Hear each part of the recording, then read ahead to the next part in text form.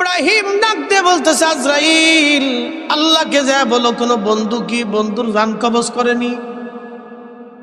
সুবহানাল্লাহ। হেস লাগাইছে না? যাই কম, আমি ছাড়া আর তো খলিল নাই, তা আমি তো তোর খলিল, তো খলিল কি খলিলের জান কবজ করেন? বন্ধু কি বন্ধুরে মারে নাকি? যাই কম সাথে দেবেন আল্লাহ। আজরাইল যে ডাক দিয়ে বলেন, আপনি আপনার খলিল বলেছে বন্ধু কি বন্ধুর জান কবজ করেনি? আল্লাহ ডাক দেখে, আজরাইল বন্ধুরে যায় বলো, বন্ধুরে বন্ধু ডাকলে কি বন্ধু না আসেনি? বেশ লাগছে না আমার? আল্লাহ সাথে হেকমত আর কেউ আছে? কি আজরাইল কি খবর? খবর আল্লাহ বলছে বন্ধুরে বন্ধু ডাকলে কি বন্ধু না যায়নি? এবার ইব্রাহিম কয়, তাহলে আর দেরি করো না, তাড়াতাড়ি নিয়ে চলো। আমার নবীর কাছে আজরাইল এবং জিবরাইল দুইজন আসছে। আমার রাসূলের কাছে এসে জিবরাইল আলাইহিস সালাম আজরাইলও বসলেন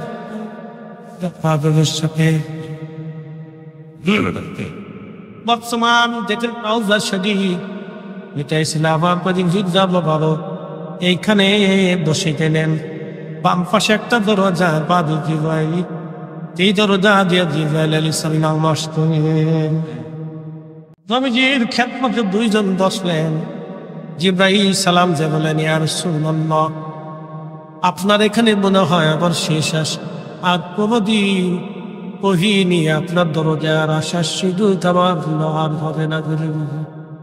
জিবরাইল, কি হয়েছে বলো?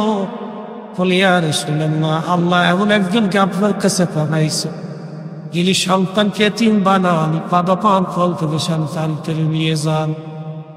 হুজুর, মালাকুল মউত আসছে আপনার সঙ্গে কথা বলতে চায়।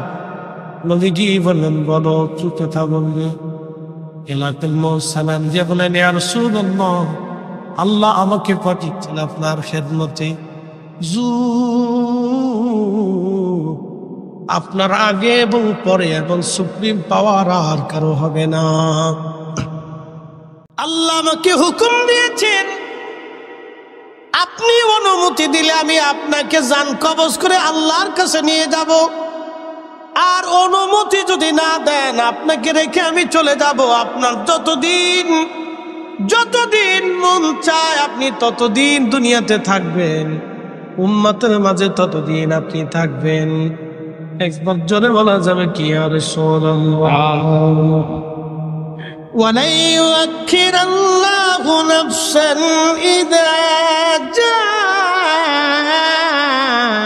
আজালুহা। আল্লাহু আকবার। আল্লাহ বলেন, সময় শেষ, আর থাকার সুযোগ নাই, এক সেকেন্ডও দেরি হবে না। কিন্তু আইন আমার রাসূলের বেলায় ভিন্ন, সবার বেলা এক আইন, নবীর বেলায় ভিন্ন আইন। এই জন্য উনি হাবিবুল্লাহ, উনার খুশিতে আল্লাহ খুশি। হাবিবুল্লাহ মানে বন্ধু, খুশিতে বন্ধু খুশি। না না, একসাথে বলেন, আরো জোরে জোরে জোরে, আল্লাহু আকবার। ইব্রাহিম খলিলুল্লাহ, তিনিও খলিল। খলিল মানেও বন্ধু, হাবিব মানেও বন্ধু। খলিল তাকে বলা হয় যে খলিল আল্লাহকে খুশি করতেন। ইব্রাহিম আল্লাহকে খুশি করতেন, এই জন্য উনি খলিলুল্লাহ। আর আমার নবীকে আল্লাহ খুশি করতেন, এজন্য তিনি হাবিবুল্লাহ। একসাথে বলবেন না সুবহানাল্লাহ। এই জন্য আল্লাহ বলেন, ওয়ালাল আখিরাতু খায়রুন লাকা মিনাল উলা।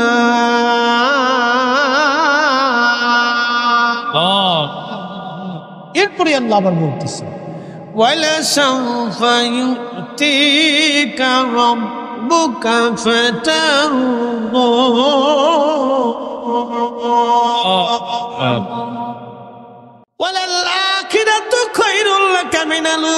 হুজুর, আপনার প্রথম থেকে শেষ ভালো হবে। প্রথম থেকে শেষ উত্তম। আরো আপনাকে বলতেছি নবী, ওয়াজিরি আমি আপনাকে খুশি করব, এত খুশি আপনি যা চাবেন আমি তাই দেব, আপনি যা বলবেন আমি আল্লাহ তাই করব। এর সাহাবীরা এসে বলেন, হুজুর এই আয়াত দিয়ে আল্লাহ কি বুঝাইতে চাইছে? আমার আরে এই আয়াত দিয়ে আল্লাহ বুঝাইতে চায় আমি কিয়ামতের ময়দানে, হুজুর আপনি কি চাবেন? বলে সাহাবীরা তোমরা চিন্তা মুক্ত থাকো, কিয়ামতের ময়দানে আগে যদি আমার একটা উম্মত জাহান্নামে থাকে বিস্তার, আমি নদীর জানফাতে বাবা মা খুশি হব না।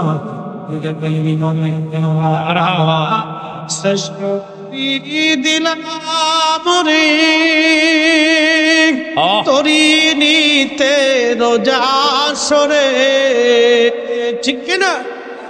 শ্রেষ্ঠ নবী দিলাম রে তরিয়ে নিতে রোজা সরে, পথ না ভুলি পাক কুরাম। বলে হায় রাসূলুল্লাহ আল্লাহর বিধানই রক্ষো, আজরাইল আপনার কাছে আসছে, আপনি অনুমতি দিয়ে হবে আপনাকে সম্মানের সাথে নিয়ে যাওয়া হবে। অনুমতি যদি না দেন আজরাইল ফিরে চলে যাবে। আপনার যতদিন মন চায় ততদিন আপনি উম্মতের মাঝে থাকবেন। কিন্তু ইয়া রাসূলুল্লাহ আল্লাহ আপনার অপেক্ষায় আগ্রহী। একসাথে বলবেন মারহাবা। আপনি একটু চিন্তা করেন তো আল্লাহর সাথে রসুলের ব্যবহারটা কত চমৎকার ছিল। আপনি শুধু দুদিন রাখেন যে তিনি মানব, আল্লাহ কি কারো কাছে দায়বদ্ধ?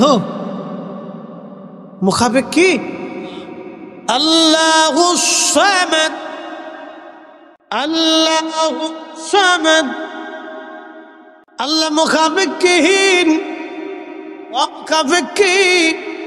তিনি কারো কাছে মুখাপেক্ষী না, সব সৃষ্টি তিনার কাছে মুখাপেক্ষী। দেখেন আমার রসুলের সঙ্গে আমার আল্লাহ কত চমৎকার চমৎকার ব্যবহার করে। আল্লাহ আপনার অপেক্ষায় আগ্রহী হয়ে আছে। এই কথা বলার পরে জিবরাইল আলাইহিস সালামকে আবার নবীজি ডাক, যেহেতু আমার মাসুক আমার আল্লাহ আমার মালিক আমার জন্য অপেক্ষায় হয়ে আছে, তাহলে আর আর আমি থাকবো না রে জিবরাইল, আমাকে এখনই নিয়ে চলো, আর পৃথিবীতে তো থাকতে চাই না। জোরে বলা যাবে কি মারহাবা। তিনি নবী, তিনি নবী, আমাদের নবী, কুল কায়নাতের নবী, সব নবীদের নবী, সব রসুলের রসুল, সব ইমামের ইমাম, সৃষ্টির ফাউন্ডেশন। তিনি রাহমাতুল লিল আলামিন, তিনি সাইয়্যিদুল কাওনাইন, তিনি ইমামুল মুরসালিন, তিনি হাবিবুল্লাহ, তিনি সাহেবে মেহসান, তিনি মাকামে মাহমুদ ওয়ালা, তিনি হাউজে কাউসার ওয়ালা, তিনি জান্নাত ওয়ালা, তিনি সাহেবে কুরআন। সুবহানাল্লাহ, সুবহানাল্লাহ। তিনি আপনার আমার জামিনদার। যেদিন আল্লাহ রাব্বুল আলামিন, সেইখানে আমার নবী রাহমাতুল লিল আলামিন।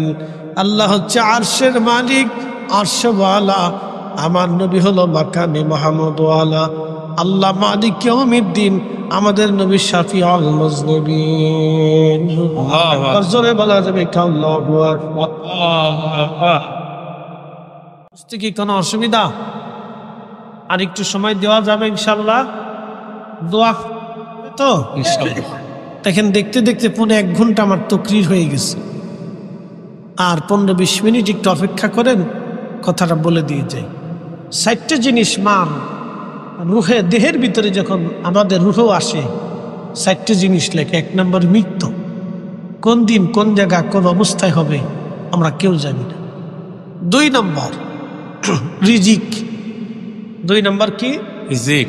রিজিক শুনে যান। 2 নম্বর রিজিক, কি পরিমাণে রিজিক আপনি খাবেন। আল্লাহর সিদ্ধান্তের বাহিরে একটা দানা খাবারও আপনি বেশি খেতে পারবেন। এ কথাটা মনে রাখবেন। আল্লাহর সিদ্ধান্তের বাহিরে একটা দানা খেজুর খাবারও আপনি বেশি খেতে পারবেন না, এটার নাম রিজিক। কোরআন আল্লাহ বলেন ওয়াতারযুকু মান তাশাউ বিগাইরি হিসাব।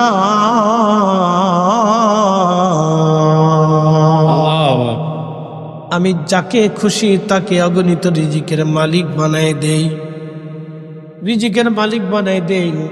আমাদের দেশে যারা হাজার হাজার কোটি টাকার মালিক হয়ে গেল, 1 নম্বরই করে হোক আর 2 নম্বরই করে হোক, যারা কোটি কোটি টাকার মালিক হয়ে গেছে, আচ্ছা আপনারা বলেন প্রত্যেক দিন একজন মানুষের কয় সের চাল লাগে? একটু হিসাব করছি, কয় সের লাগে? একজন মানুষ কত সের চালের ভাত খায়? সর্বোচ্চ 1 সের। তাও খেতে পারবে না। আমি হামদি ধরলাম সারা 180 185 দিন, 185 কেজি তুই কয় মন হবো? তু বল নাম 4.5 মনই দল। তো বছর যদি 4.5 মন হয় তাহলে 60 বছরে কত মন? না 60 বছরে কয় মন? বেশি না তো, 4 মন করেই ধরেন তো। তার 6 224 270 মন। হ্যাঁ হিসাব হয়েছে।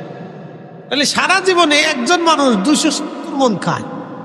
1 মনের দাম কত বর্তমান বাজারে? 3000। তাহলে 270 দিয়ে 3000 গুণ দেন, হিসাব কষে দিয়ে যাই একটা মানুষের কি পরিমাণ চাল লাগে।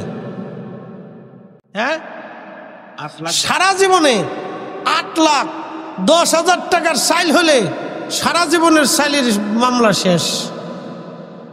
আধা কেজি করে হইলে, তাও আধা কেজি করে হইলে, আধা কেজি করে হলে 8,10,000, 8 লাখ টাকার চাল খায় সারা জীবনে। সে 8 লাখ টাকার চাল হলে তার সারা জীবন চলে যায়।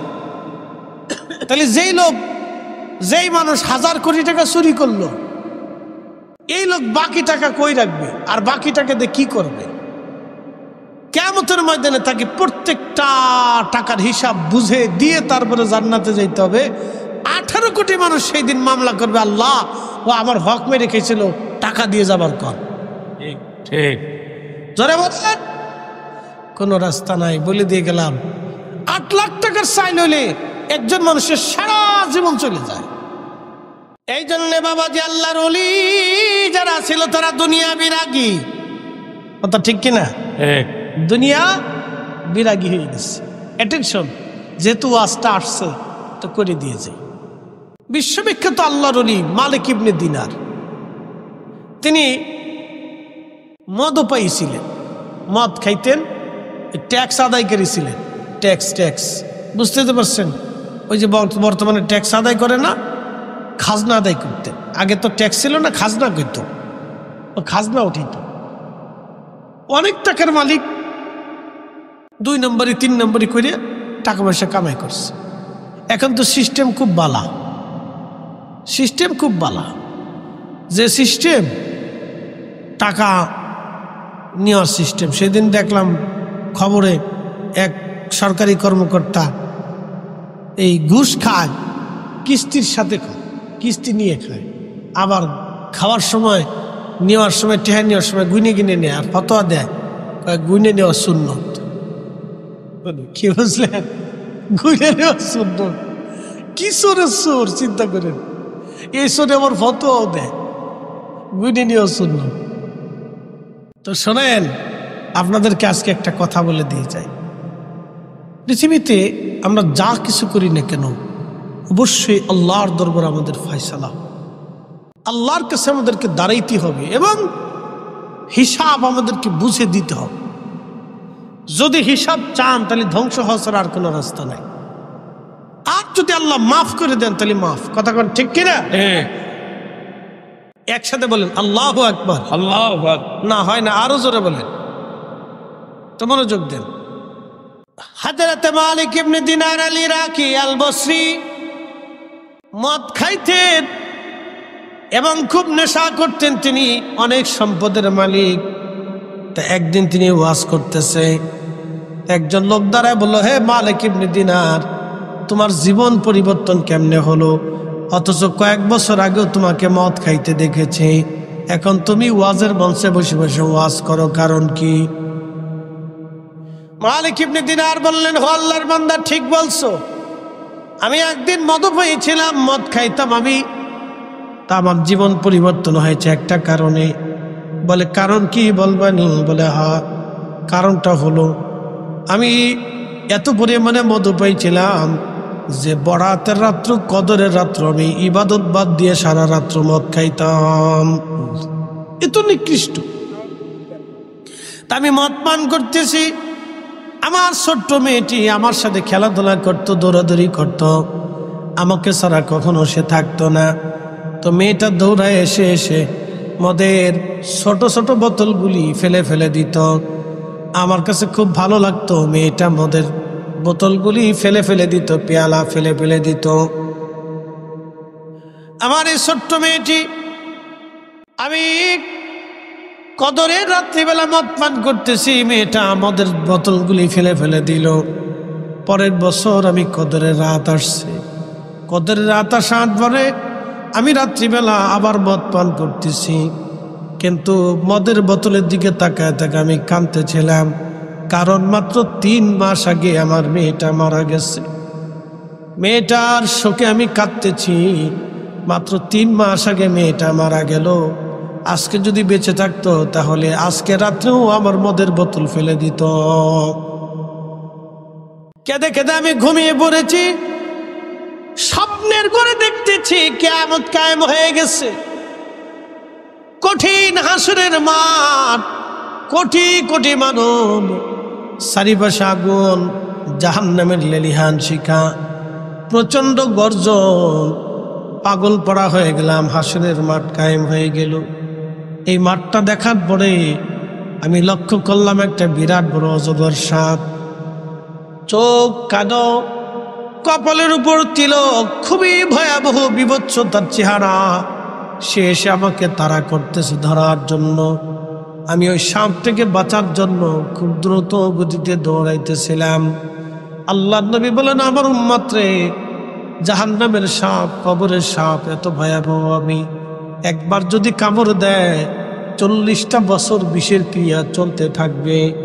আর ওই সাপটা এত ভয়াবহ, ও যদি পৃথিবীর মধ্যে এসে একবার নিঃশ্বাস ছাড়ত, আমার পৃথিবীর নিঃশ্বাসে বই কঠিন বিষাক্ত ক্রিয়ার কারণে আমার পৃথিবীর বায়ুমণ্ডল দূষিত হয়ে যাইত। কল্পনা করতে পারত, ওই সাপ যদি একবার পৃথিবীতে নিঃশ্বাস দিত, তামাম পৃথিবীর বায়ুমণ্ডল বিষাক্ত হয়ে যাইত। হযরত মালিক ইবনে দিনার বলতেছেন, দুনিয়ার মানুষকে আমি সেই সময় পাগল পাড়া হয়ে দৌড়াইতে লাগলাম সাপ থেকে বাঁচার জন্য। বহু লোক বসা, সুন্দর কাপড় চোপড় পড়া, ওই বৃদ্ধ লোকের পাশে আমি যা বললাম, হে আল্লাহর বান্দা, একটা অনেক বড় অজগর সাপ আমাকে তাড়া করতেছে ধরার জন্য, তুমি আমাকে সাহায্য করো। তখন এই বৃদ্ধ ডাক দেয়া বলল, মালিক ইবনে দিনার, তোমাকে সাহায্য করার মতো শক্তি আমার নাই, অতএব তোমার চিন্তা তুমি করতে থাকো। মালিক ইবনে দিনার বলেন, আমি আরো দৌড়াইতে লাগলাম, কিন্তু পারি না, কষ্ট হচ্ছে আমার। বহুদূরে যাওয়ার পরে আমি লক্ষ্য করলাম একটা সুন্দর আলিশান প্রাসাদ। সুন্দর এই প্রাসাদ দেখে আমি দৌড়াই গেলাম। যেতে যেতে দেখি এই প্রাসাদের ভিতরে হাজার হাজার লক্ষ লক্ষ খেলাধুলা করতেছে। প্রাসাদের একজন ফেরেশতা দরজা খুলে দিয়ে বলল, একজন আল্লাহর বান্দা বিপদগ্রস্ত হয়ে গেছে, তার কোনো আমানত বুঝি প্রাসাদের মধ্যে আছে, সে আমাদের দিকে দৌড়ে আসতেছে, দরজা খুলে দাও। দরজা খুলে দেওয়া হলো। আর ওই ফেরেশতা ঘোষণা দিয়ে বলল, কে তোমরা তাড়াতাড়ি বের হও, হে বাচ্চারা, একটা লোক দৌড়ে আসতেছে, তাকে সাহায্য করা লাগবে। লক্ষ লক্ষ বাচ্চারা আমার দিকে দৌড়ে আসতে লাগলো। আমি দৌড়ে প্রাসাদের দিকে যেতে লাগলাম, যায় দেখি আমার সেই ছোট্ট খুকি মেয়েটা, কলিজার টুকরা সন্তান, ওই প্রাসাদের মধ্যে লক্ষ লক্ষ বাচ্চাদের সাথে দৌড়ায় আসতেছে। দৌড়ে আসার পরে বাচ্চা আমাকে জড়িয়ে ধরলাম, আমি বসে বললাম, কোলে নিলাম। সাপটা কাছে আসার পরে আমার মেয়েটা সাপটাকে তাড়া করলো, সাপ দৌড়ে পালায় চলে গেল। মেয়েটা আমাকে জড়িয়ে ধরছে, আমি কোলের মধ্যে বসে রইলাম। ছোট্ট মেয়েটা আমার দাড়িগুলি চুলগুলি লাড়িয়ে লাড়িয়ে দিচ্ছিল আর বলতেছিল, আব্বু তোমার কি এখনো সময় হয় নাই? খারাপ কাজ থেকে তুমি ফিরে আসবা বাবা। আমি বললাম, মারে আজকে হাসরের মাঠে কঠিন এই বিপদের দিনে ওই সাপটা কি? মেয়েটা আমাকে ডাক দেব, আব্বা জান এই সাপটা হলো আপনার গুনাহ, আপনি পৃথিবীতে অন্যায় করেছেন, গুনার কাজ করেছেন, এই সাপটা হলো গুনাহ। আব্বা জান আপনি অনেক গুনাহ করার কারণে আমার আল্লাহ এই গুনাহটাকে, অপরাধটাকে সর্প আকৃতি দিয়ে আপনাকে শাস্তি দেওয়ার জন্য আজকে তাড়া করতেছিল। যদি ধরতে পারতো বাবা, পৃথিবীতে ফিরে যাওয়ার আর কোনো সুযোগ ছিল না। বলে মা ওই বৃদ্ধ লোকটাকে মেয়েটি ডাকতে বলতেছে, আব্বু ওই বৃদ্ধ লোকটা হচ্ছে তোমার নেক আমল, তুমি যারে বুড়া বানায় রাখছো, বৃদ্ধ বানায় রাখছো, তোমার তো নেক আমল শক্ত না, এই জন্য লোকটা বৃদ্ধ। আজকে তুমি তার কাছে গেছো কিন্তু কোনো সাহায্য তোমারে করতে পারে নাই রে বাবা। বলতেছে, মা এই প্রাসাদ কিসের? বলে এটা জান্নাত। এই প্রাসাদে কারা থাকে? বলে আব্বা ছোট ছোট কালে, শিশুকালে যে মার কোল খালি করে, বাবার কোল খালি করে যে বাচ্চারা ফিরে আসে, আল্লাহর ডাকে সারা দিয়ে চলে আসে, তাদেরকে আমার আল্লাহ এই জান্নাতের মধ্যে রেখে দেয়। সুবহানাল্লাহ। আব্বা জান কিয়ামতের ময়দানে ছোট ছোট বাচ্চারা বাবা মাকে সুপারিশ করে জান্নাতে নিয়ে চলে যাবে। একসাথে জোরে বলেন আল্লাহু আকবার। মালিক ইবনে দিনার বলতেছিলেন, মা তুমি প্রাসাদের মধ্যে কি করো? বলে আব্বা জান আমাকে ইন্তেকাল করার পরে আমার আল্লাহ আমাকে এইখানে দিয়ে দিছেন। আব্বা আমি যদি আজ ইন্তেকাল না করতাম তাহলে পৃথিবীতে আপনি আর কখনো ফিরে যেতে পারতেন না, ওই সর্পের কবলে আপনাকে রেখে দেওয়া হতো। আব্বা জান এখনো কি সময় হয় নাই আপনার মেয়েটা দুনিয়ার থেকে চলে আসার কারণে আজকের কঠিন বিপদ থেকে আল্লাহ আপনাকে বাঁচাই দিয়েছে? আব্বা জান এখনো কি সময় হয়নি আপনি আল্লাহর দিকে ফিরে যাবেন? এখনো কি সময় হয়নি আপনি নামাজে আসবেন? এখনো কি সময় হয় না আপনি জিকির আসবেন বাবা? এখনো কি সময় হয় না আপনি ইবাদতে আসবেন? এখনো কি সময় হয় না আপনি আল্লাহর ফিকিরে বসবেন? বাবা তওবা করে নেন, ভালো হয়ে যান। আব্বা জান আপনি আর মদ খাবেন না, আপনি আর অন্যায় করবেন না, আল্লাহ থেকে জুদা হবেন না। মেয়েটার এই কথা শোনার পরে মালিক ইবনে দিনারের ঘুম ভেঙে গেল। ঘুম ভেঙে যাওয়ার পরে উনি গোসল করলেন, অজু করলেন, পাকশা ভইয়া নামাজ পড়িয়া সেজদার মধ্যে পড়ে কাঁদার কয়, রাব্বি আমি আর জীবনে কোনোদিন খারাপ কাজ করব না। বলে আল্লাহর বান্দা ওই স্বপ্নটা দেখার পরে আমি সমস্ত দুনিয়াবি কাজ ছেড়ে দিয়েছি, আমি সব সম্পদ আল্লাহর রাস্তায় দান করে দিয়ে দিনহীন আল্লাহর মুসাফির হয়ে আমি রাস্তায় বের হয়ে গেছি। এখন আল্লাহ খাওয়াইলে খাই, না হইলে না খেয়ে থাকি। আল্লাহ পাওয়ার জন্য রাস্তায় বের হয়েছি। আমি মালিক ইবনে দিনার দুনিয়া ছেড়ে দিয়েছি, কারণ ওই আখিরাতের নেকের পাল্লা ভারী করতে হবে। সেই জন্য আমি মালিক ইবনে দিনার পরিশ্রম করে যাচ্ছি। আল্লাহর বান্দা তুমি ঠিক দেখেছ, 2 বছর আগে মদ পাইছিলাম, এখন আমি তওবা করে আল্লাহ রাস্তায় ভালো হয়ে গেছি। একবার জোরে বলা যাবে আল্লাহু আকবার। ইল্লাল্লাযীনা আমানু ওয়া কানু ইয়াত্তাকুনা লাহুমুল বুশরা ফিল হায়াতিদ দুনিয়া ওয়া ফিল আখিরাহ। আল্লাহ বলেন নিশ্চয় যারা আমল করবে, ঈমান আনবে এবং নেক আমল করবে, মুত্তাকি হবে, আমার আল্লাহ ডাক দিয়ে বলতেছেন লাহুমুল বুশরা ফিল হায়াতিদ দুনিয়া ওয়া ফিল আখিরাহ। দুনিয়াতেও তাদের জন্য সুসংবাদ, আখিরাতেও তাদের জন্য সুসংবাদ। জিন্দেগি তোর যাইরে ফাঁকি দিয়া রে শোনা দো, জিন্দেগি তোর যায় ফাঁকি দিয়া। ও আদাবুরি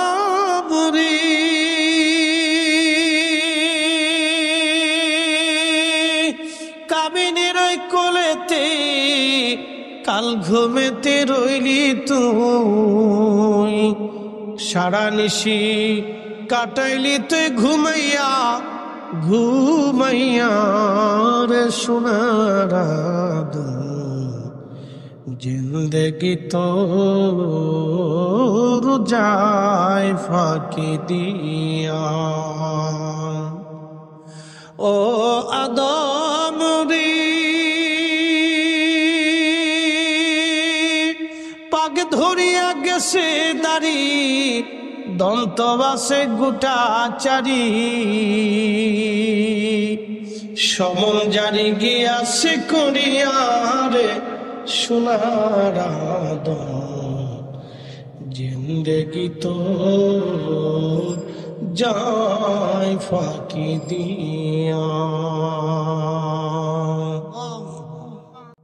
হাজিরিন ফিরে আসি আল্লাহর পথে, ফিরে যাব কার কাছে? আল্লাহর কাছে।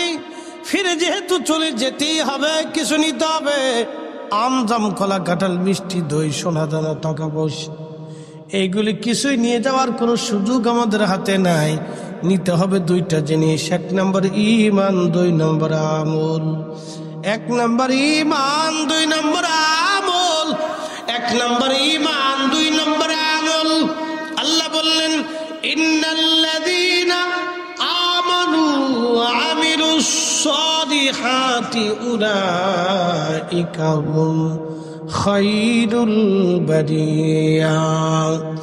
ঈমানে আমলে যারা পাকা, সৃষ্টির মধ্যে তারা সেরা, সৃষ্টির মধ্যে তারা সেরা। একসাথে যারা বলবেন কি আল্লাহু আকবার। মানুষ মরে যাওয়ার 24 ঘন্টা পরে পায়খানার রাস্তা দিয়ে পোকা বের হয়ে আসে। মানুষ মারা যাওয়ার 24 ঘন্টা পরে পায়খানার রাস্তা দিয়ে পোকা বের হয়ে আসে। ওই পোকা তামাম শরীরে ছড়িয়ে যায়, ছড়িয়ে যে এই পোকাটা মানব শরীরে ছড়াইয়া দুর্গন্ধ ছড়াইতে থাকে। এই প্রচন্ড দুর্গন্ধে মানুষ কাছে যেতে পারে না, সবাই পাগল পারা হয়ে যায়। তাড়াতাড়ি করে খাটিয়ায় করে নামাও, কবরে দিয়ে দাও গোসল করাইয়া। যত তাড়াতাড়ি সম্ভব আপনাকে আমাকে কবরে নামাবে।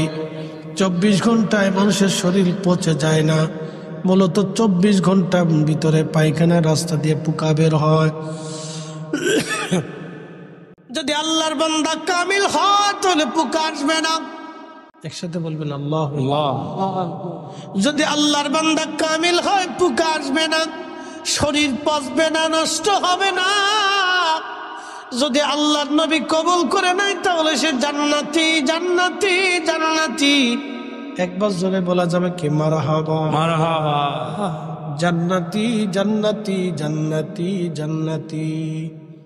আল্লাহ এই সমস্ত বান্দাদেরকে কোরআনে ডাক দিলেন ইয়া আইয়াতুহান নাফসুল মুতমাইন্না তুরজিই ইলা রাব্বিকি রাদিয়াতাম মারদিয়া। হে নফসে মুতমাইন্না, তুমি আসো, আমি আল্লাহর দিকে আসো, আমি আল্লাহর সন্তুষ্টির দিকে চলে আসো। আমি আল্লাহ তোমার উপরে খুশি, আসো। আমি আল্লাহ তোমার উপরে খুশি, তুমি আসো। ফাদখুলি ফি ইবাদি ওয়াদখুলি জান্নাতি। আমার ইবাদত গুজার বান্দা, আমার ওলি, আমার বন্ধু, আমার সন্তুষ্ট প্রাপ্ত বান্দাগুলি যে জান্নাতের মধ্যে, তুমি সেই জান্নাতে চলে আসো। এই জন্য কারো কারো কবর আল কবরু রওজাতুম মিন রিয়াজিল জান্নাহ, কারো কারো কবর আল্লাহ জান্নাতের বাগান বানিয়ে দেয়। না না, জোরে বলেন আল্লাহু আকবার। কারো কারো কবর আল্লাহ কি করে দেয়? জান্নাতের বাগান বানায় দেয়। আমাদের দেশে একদল আছে, আমিন আছে না ভাই? আছে। আমাদের দেশের যেটা, আরবেরটা বলতেছি না, আরবেও কিন্তু মক্কাতে আমিন, জি। মদিনাতে আমিন, একসাথে সবাই পড়তেছে। আর হানাফি যারা তারা পড়ে না, মালিকেরা পড়ে না, অনেকে পড়ে না, কিন্তু শাফিঈ মাযহাবের যারা তারা জোরে আমিন বলে আমিন। বাংলাদেশে যারা আছে একদল, এরা বলে কি জানেন নি?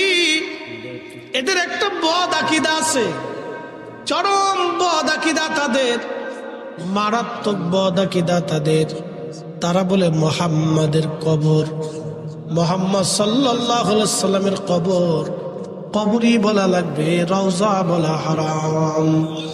নবীর কবরকে রওজা বলা যাবে না, রওজা বলা যাবে না। আমার রসুলের কবরকে যারা রওজা মানে না, আমরা মনে করি তারা মুসলমানই হতে পারে না। ঠিক না? এগুলি ইহুদিদের দাদা। আচ্ছা বলেন, কোরআন শরীফ মিথ্যা হবে? চেঞ্জ হবে? পরিবর্তন সংযোজন বিয়োজন কোন সুযোগ আছে? নাই। রব বলেছেন ফাদখুলি ফি ইবাদি ওয়াদখুলি জান্নাতি। আল্লাহু আকবার। আরে নবীর উপরে ঈমান আনার কারণে উম্মতের কবর যদি রওজা হয়, আল্লাহ, আল কবরু রওজাতুম মিন রিয়াজিল জান্নাহ। ইমাম বুখারী ইন্তেকাল করছে, 16 বছর তার কবর থেকে বেহেশতের ঘ্রাণ হয়েছে। সুবহানাল্লাহ। তার কবরের মাটি পর্যন্ত ঘ্রাণ হয়ে গেল।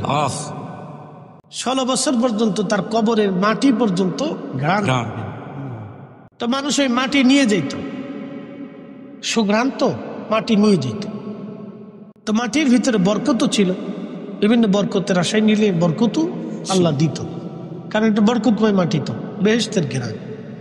মাটি পর্যন্ত ঘ্রাণ হয়ে গেছে। আপনি বুঝতে পারছেন তাহলে কি দামি মাটি ঘ্রাণ হয়ে গেছে। তো মাটি নিতে নিতে নিতে নিতে নিতে নিতে নিতে নিতে নিতে বহু মাটি 16 বছরও চলে গেছে। তো এক আল্লাহর ওলি একদিন জিয়ারতে এসে দেখে সর্বনাশ, এইভাবে মাটি নিলে তো কবরই থাকতো না। তো ওই সময় দাঁড়ায় বলতেছে, রাব্বি, আপনি যদি এইভাবে সুঘ্রাণ বাহ্যিকভাবে রেখে দেন, তাহলে মানুষ মাটি নিতে নিতে শেষ করে বলবে, আল্লাহ আপনি সুঘ্রাণ বন্ধ করে দেন। ওই দিন থেকে আল্লাহ সুঘ্রাণ বন্ধ করে দিলেন। আচ্ছা বলেন, বুখারী দামি না নবী দামি? নবী। জোরে বলে, নবী। বুখারী দামি না সাহাবীরা দামি? জোরে বলেন। সাহাবী। ভয় নাই, ভয় নাই, জোরে বলেন। কোটি কোটি ইমাম বুখারীকে যদি এক পাল্লায় দেন, আর হযরত আবু বকরের জুতা আর এক পাল্লায় দিল, ওই জুতার ওজনের সমান হবে না, ঠিক কিনা? কোটি কোটি বুখারী, কোটি কোটি বিলিয়ন কোটি বুখারী এক পাল্লায় দিবেন, আর হযরত আবু বকরের জুতা মুবারক আর এক পাল্লায় দিবেন। সাহাবী রাসূল, এই উম্মতের সর্বশ্রেষ্ঠ ব্যক্তি সিদ্দিক আকবর। নবী নিজে তাকে সিদ্দিক বলেছেন, সত্যবাদী বলেছেন। উহুদে পাহাড়ের উপর রাসূল বসছেন, সহিহ বুখারী হাদিস। তো পাহাড় কাঁপতেছে, আল্লাহর নবী পাহাড়ের উপরে তাই পা মুবারকের পিছনের অংশ দিয়ে আঘাত করলেন। আঘাত করে বললেন, হ্যাঁ পাহাড় থামো, উহুদ থামো, তোমার উপরে একজন নবী, একজন সিদ্দিক, 2 জন শহীদ উপস্থিত। আল্লাহর নবী নিজে, আবু বকর, ওমর, উসমান, মারহাবা বলবেন না? ওমরও শহীদ হইছে, ওসমানও শহীদ হইছে। হযরত আবু বকর সিদ্দিক, তোমার উপরে একজন নবী, নবী মানে আমার নবী, আর একজন সিদ্দিক, আর একজন 2 জন শহীদ। রাসূল যা বলছেন তাই ঠিক, 2 জন শহীদ হয়ে গেল, একজন সিদ্দিক রয়ে গেল। কোটি কোটি বুখারী এক পাল্লায় দিলে, ওনাদের জুতা মোবারক এক পাল্লায় দিলে জুতার ওজনের সমান হবে না, কিন্তু ইমাম বুখারীর কবরকে আল্লাহ রওজা বানায় দিল। আর ইমাম বুখারী নবীর হাদিসের খেদমত করার জন্য যদি তার কবর থেকে আল্লাহ রওজা বানায় দেয়, তাহলে যার হাদিসের খেদমত করলো তার কবর কি পরিমাণে দামি হতে পারে। রওজা রওজা রওজা যারা মানবে না তারা সব কয়টায় বেআকিদা, তারা সব কয়টায় নাফরমান। কথা বলেন ঠিক কি নয়? ওই যে বলছিলাম অনেক ধর্ম আছে, ধর্মের বিশ্বাস আছে, মনে আছে না আপনাদের? এবারে বিশ্বাসে চলে যাই। খালি যারা বুকে হাত বেঁধে নামাজ পড়ে তাদের বিশ্বাস মুহাম্মদ সাল্লাল্লাহু আলাইহি সাল্লামের কবর, কবর বলতে হবে, রওজা বলা যাবে না। তাহলে আপনি কি মনে করেন ওর পিছনে নামাজ পড়ার সুযোগ আছে না? যতদূর পারেন পড়েন, অসুবিধা নাই, বিরাট নেকের কাজ হবে, বহুত ফায়দা, চিন্তার কোনো কারণ নেই, বহুত ফায়দা হবে, পড়তে থাকবেন। আমার দেশের কিছু যুবকরা বুঝে সুঝে না, মনে করছে একবারে বিরাট বড় বুজুর্গ। শোনেন, আপনারা বুঝে পা বাড়াবেন। এদের আকিদা আবার আর একটা বদ আকিদা আছে। মুহাম্মদ সাল্লাল্লাহু আলাইহি সাল্লামের আব্বা আম্মা দুইজন কাফের, যারা বলেন তারা জাহান্নামী। নাউযুবিল্লাহ। খালি কাফের বানায় নেই, জাহান্নামেও পাঠাই দিচ্ছে। কি ভাবতেছেন আপনারা? আমরা বললে বলবে যে সব বেদাতি। কি কয়? বেদাতি। মাজার পূজারি, কবর পূজারি বেদাতি। ওরা দিনের কি বুঝে, ধর্মের কি বুঝে, আমরা ধর্মকর্ম বুঝি না, সব ওনরা বুঝে। ওনরা বুঝতে বুঝতে শেষ পর্যন্ত নবীর আব্বা আম্মারে জাহান্নামে পাঠাইছে। নাউযুবিল্লাহ। এরপরে কারে পাঠাইবো আল্লাহ জানে। কি কথা ঠিক কি না? বুঝতে বুঝতে কোন পর্যন্ত গেছে। আজাজিলও যেটা চিন্তা করে নাই, শয়তান আজাজিলও এত বড় চিন্তা করে নাই কোনোদিন। আজাজিল জানে যে আল্লাহর দপ্তরে বেয়াদবি করছি, ওখান থেকে আল্লাহ দুনিয়া ফাটাইছে, এখন যদি রসুলের দরবারে করি তাহলে পিঠের চামড়া থাকবে না। কি কথা কান না কে? মুসলমানদের দ্বিতীয় ওমর ইবনে আব্দুল আজিজ, যাকে মুসলমানদের দ্বিতীয় ওমর বলা হয়, তিনি হযরত ওমরের নসল, হযরত ওমরের বংশধর, হযরত ওমর ইবনে আব্দুল আজিজ। খুব মনোযোগ দেন। আল্লামা ইমাম জালালউদ্দিন সুয়ুতী রাহমাতুল্লাহি আলাইহি আল হাবিলিল ফতোয়া মাসালিকুল হানাফা বিওয়ালিদাইল মুস্তাফা ইরসালার মধ্যে তিনি লেখেন, ওমর ইবনে আব্দুল আজিজ ইসলামের প্রথম মুজাদ্দিদ। একসাথে বলবেন না মারহাবা। ওমর ইবনে আব্দুল আজিজ, যিনি মুসলমানদের দ্বিতীয় ওমর, তিনি এক গভর্নরকে তিনি তলব করলেন। তো উনি মুসলিম মিল্লাতের খলিফা। কত বড় খলিফা বলি? বর্তমানে ইরান, ইরাক, ইয়ামান, ওমান, কুয়েত, কাতার, দুবাই, বাহরাইন, সৌদি আরব, জর্ডান, ফিলিস্তিন, Lebanon, Libya, Tunisia, Algeria, Morocco, Sudan, এরপরে আফ্রিকার আরো আনুষঙ্গিক দেশ সহ বিরাট মুসলিম মিল্লাতের খলিফা। বাংলাদেশের 400-500 দেশের সমান একটা দেশের খলিফা। তো ওনার কাছে এক গভর্নর আসছে, তলব করলেন। গভর্নরকে জিজ্ঞেস করলেন, গভর্নর, মুসলমানদের একটা গুরুত্বপূর্ণ পদে তুমি একজন কাফেরকে কি করে দায়িত্ব দাও? মানে ওই গভর্নর মুসলমানদের একটা গুরুত্বপূর্ণ পদ, ধরেন গোয়েন্দা ডিভিশনের এক পদে একজন কাফেরকে দায়িত্ব দিচ্ছে। আপনি তো বুঝতেই পারতেছেন, তখন মুসলিম মিল্লাতের এত বড় একটা গুরুত্বপূর্ণ পদে একজন কাফের দায়িত্ব পেলে সে দায়িত্ব কিভাবে পালন করবে? নিশ্চয় খ্রিস্টান কাফেরদের কাছে তো তথ্য বিক্রি করে দিবে। তো খলিফা তাকে জিজ্ঞেস করলেন, গভর্নর, তুমি কি করে এত বড় গুরুত্বপূর্ণ একটা পদে কাফেরকে দায়িত্ব দিলে? তো গভর্নর জবাব দিচ্ছে, খলিফাতুল মুসলিমিন, আল্লাহ আপনাকে মাফ করুন, আপনি কি জানেন না নবীজির আব্বা আম্মাও কাফের ছিল? কি বুঝতে পারছেন আপনারা? ওই প্রেতাত্মা এখনো পৃথিবীতে আছে। কথা কর না কেন? তখনও ছিল, এখনো কিয়ামত পর্যন্ত। ওর না থাকলে তো আমরা হক বাতিল বুঝতাম না। কথা ঠিক কিনা? ও আসেনি তো আমরা হক বাতিল বুঝি। তখন ওমর ইবনে আব্দুল আজিজ রাহিমাহুল্লাহ তিনি পেরেশান হয়ে গেলেন, শুধু একটা শব্দ করলেন, কি বললি? তোর জিভ যদি কেটে ফেলতাম, তোর হাত যদি কেটে ফেলতাম, তোর পা যদি কেটে ফেলতাম। কি বললি? তোর হাত যদি কাটতাম, পা যদি কাটতাম, জিভ যদি কাটতাম। দুরহানা ফরমান, মুসলমানের কোন গভর্নরি পদে তোকে রাখাই যাবে না, একসাথে বলা যাবে না আল্লাহু আকবার। তাহলে আপনি কি বুঝতেছেন? যদি ওমর ইবনে আব্দুল আজিজ আজকে পৃথিবীতে বেঁচে থাকতো তাহলে এরকম বহু মৌলবীর জিব্বা চলে যেত। তাদের বিশ্বাস দেখছেন আপনি? এটা বিশ্বাস, এটা নাম কি? এই বিশ্বাসের উপরে তারা এখনো সালাত আদায় করে। রসুলের আব্বা আম্মাকে জাহান্নামে পাঠায় তারা এখনো আল্লাহকে সিজদা দেয়। কত হাজার বছর সিজদা হবে বলেন তো?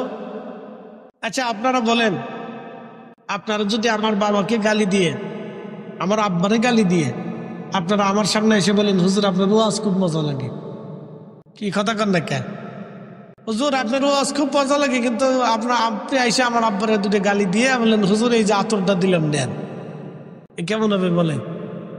গরু মাইরে জুতা দান নাকি না? হ্যাঁ, গরু মাইরে জুতা দান। হা ওরা ভাবতেছে আমরা খুব বুজুর্গ, অনেক নেকের কাজ করে ফেলছি, অনেক নেকের কাজ করছি, বিরাট পাক্কা মুসলমান আমরা। ও নিজের ইমান নষ্ট করতেছে, আরো 10 জনের ইমান নষ্ট করতেছে। কথা কন ঠিক কিনা? এই সমস্ত বাতিল থেকে আমাদেরকে অনেক দূরে থাকতে হবে। আগুন থেকে যেভাবে দূরে থাকতে হয়, এই সমস্ত বাতিল থেকে আমাদেরকে দূরে থাকতে হবে। ঠিক কিনা?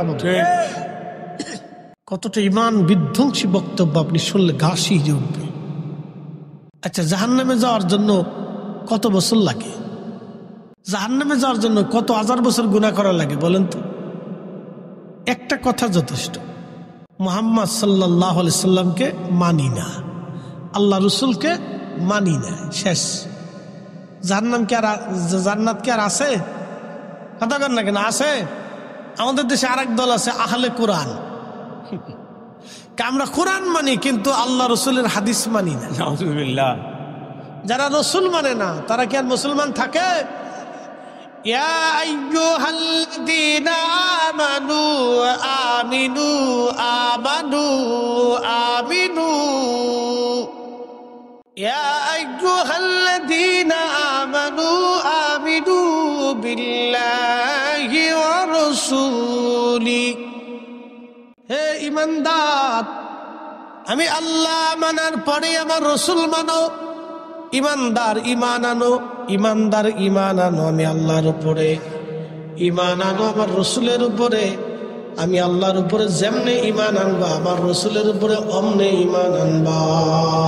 আল্লাহু আকবার। নবী না মানলে ইমান আছে, হাদিস অস্বীকার করলে আর মুসলমান থাকে। কিন্তু বেচারা খুব জিকিরে ফিকিরে ইবাদত আছে, দাড়িও লম্বা, সেজদার জায়গা চিহ্ন কালা হয়ে গেছে। বাপরে বাপ, পাক্কা ইমানদার। নামাজও খুব ভক মতো পড়তেছে, হাদিস মানে না, নবীর হাদিস মানে না, আমার রসুলের জবানের কথা যারা মানে না আমরা তাদেরকে মুসলমান মনে করতে পারি না। হাত উঁচু করে বলেন ঠিক না ঠিক? খ্রিস্টানদের আকীদা হচ্ছে, বিশ্বাস হচ্ছে আল্লাহ আছে। কি আছে? আল্লাহর বউ আছে। কি মনে হয় আপনাদের কাছে? আবার ফুলাফানু হচ্ছে। নাউযুবিল্লাহ। তাদের বক্তব্য আল্লাহর স্ত্রী আছে, তাহলে স্ত্রীর সাথে আল্লাহ মিলন করছে। নাউযুবিল্লাহ। মিলন করার পরে হেতার আবার পেটে অন্তঃসত্ত্বাও হয়েছে, আবার বাচ্চাও হয়েছে। তারপরে তারা কাকে বলে জানেন? হযরত ঈসা আলাইহিস সালামের মা মরিয়মকে আল্লাহর স্ত্রী হিসেবে মানে, নাউযুবিল্লাহ। আর ঈসা আলাইহিস সালামকে আল্লাহর ছেলে হিসেবে মানে। তখনই আল্লাহ বলে দিলেন লাম ইয়ালিদ ওয়া লাম ইউলাদ ওয়া লাম ইয়াকুন লাহু কুফুয়ান আহাদ। আল্লাহু লাম ইয়ালিদ ওয়া লাম ইউলাদ ওয়া লাম ইয়াকুন লাহু কুফুয়ান আহাদ। জুর, আপনি বলে দেন আমি আল্লাহ জন্ম নেই না, জন্ম দেই না। আমি আল্লাহর স্ত্রী নাই, সন্তান নাই, পুত্র নাই, কারণ আমি আল্লাহ নিজে স্রষ্টা। আচ্ছা, যিনি সৃষ্টি করেন তার আবার বউ লাগবে কে? কি কথা কান না কেন? যৌবন সৃষ্টি করছে কে? পেটে সন্তান আসবে, এই সব পদ্ধতি সৃষ্টি কে করছে? আল্লাহ। একটা নির্দিষ্ট টাইম আসবে, জরাই হবে, তারপরে আরো কত পদ্ধতি আছে, আছে না? সন্তান আসবে, ব্যথা করবে, সাথে আরো রক্ত আসবে, আরো কত কিছু মহিলাদের যে সংক্রান্তগুলি থাকে এগুলো তো আমরা আর অত কিছু জানি না। তো ডাক্তাররা, গাইনি ডাক্তাররা ভালো করে বুঝবে। তো নারী সংক্রান্ত যে কাজগুলি আছে আল্লাহ তো এগুলি নিজে সৃষ্টি করছেন, তার আবার ফুলার দরকার কি, তার আবার মিলনের দরকার কি? তো নিজেই ওই যৌবন আল্লাহ নিজে সৃষ্টি করছে, তার আবার ওটার দরকার কি? তো নিজে তো স্রষ্টা, স্রষ্টার আবার বউয়ের দরকার কি, ফুলাফানের দরকার কি? সব মানুষই তো তার সৃষ্টি, সব মাখলুকে তার সৃষ্টি। ঠিক আছে, ঠিক আছে নাকি না? এই হচ্ছে কিছু ভ্রান্ত আকীদা। আমাদের দেশে আর এক দল আকীদা আছে, যারা বুকে হাত বেঁধে নামাজ পড়ে, তাদের আর একটা বিশ্বাস আছে। শোনেন, বিশ্বাস হলো সবচেয়ে বড় জিনিস, বলে দিয়ে যাই। তাদের একটা বিশ্বাস আছে। বলে কি বিশ্বাস? তারা বিশ্বাস করে আল্লাহ নিরাকার, আল্লাহ আকার। আর আহলে সুন্নাত ওয়াল জামাতের বিশ্বাস হচ্ছে আল্লাহ নিরাকার। একসাথে বলবেন আল্লাহু আকবার। আচ্ছা, আপনাদেরকে বলি, আল্লাহর এই পৃথিবীতে যাহা কিছু আছে, আকাশ দৈর্ঘ্যপ্রস্থ আছে না নাই?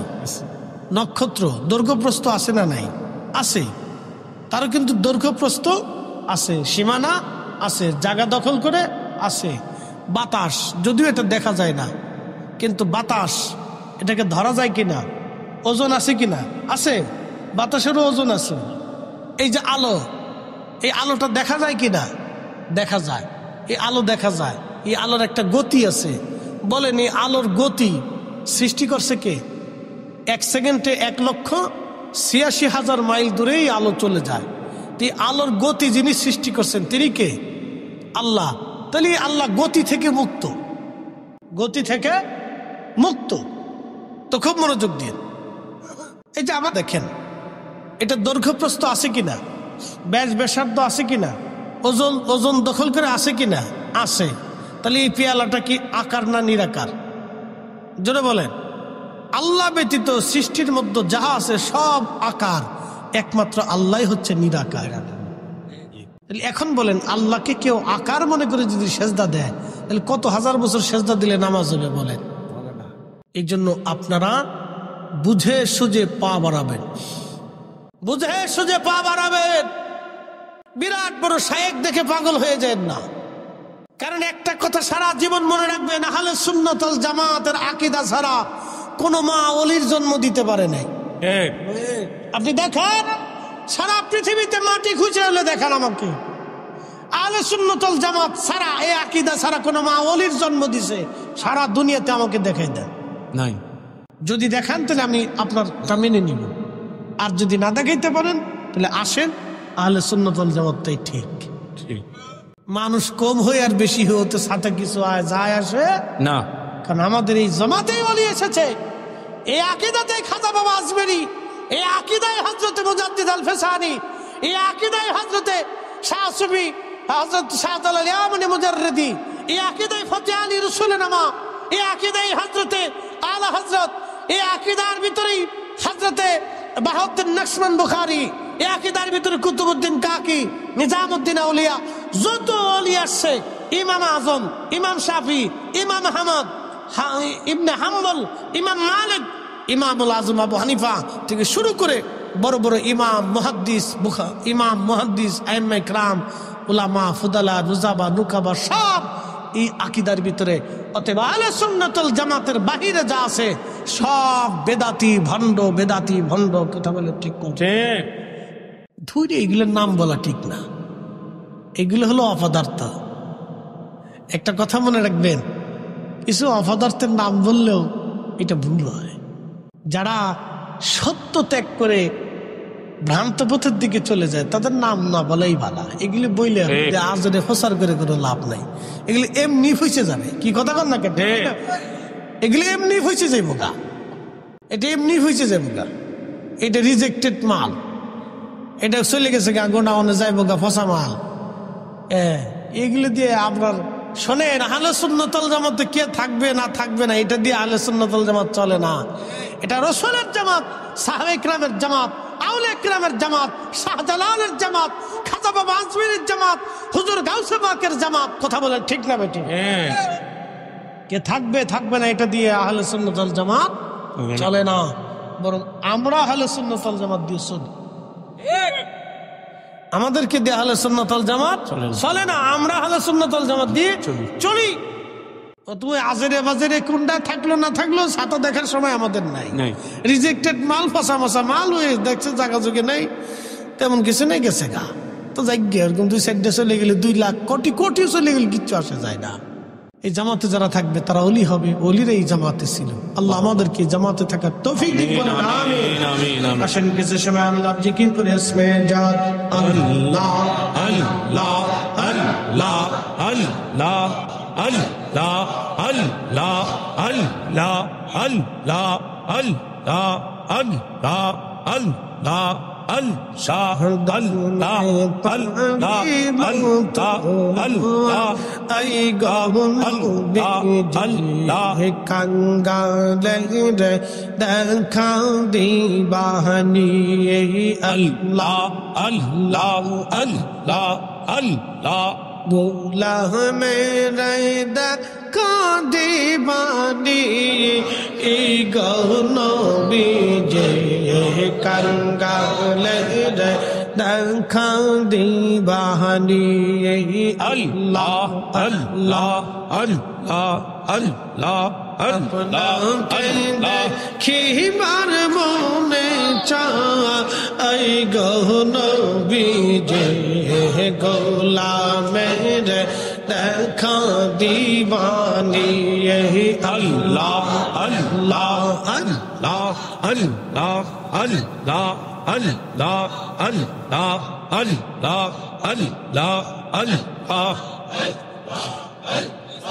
মনের যত পশগবন ভক্তি কর তুই 2 চরণ বনের যত পশগবন ভক্তি কর তুই 2 চরণ মেঘমালা ছায়া দিত গাওয়া আই গহন বিজে কোন সাধনে পাগিব তোমায় আল্লাহ আল্লাহ আল্লাহ আল্লাহ আল্লাহ আল্লাহ আল্লাহ আল্লাহ আল্লাহ মেরে দেখা দিবানি গহন বিজে কোন সাধনে পাগিব তোমায় আল্লাহ আল্লাহ আল্লাহ আল্লাহ আল্লাহ আল্লাহ আল্লাহ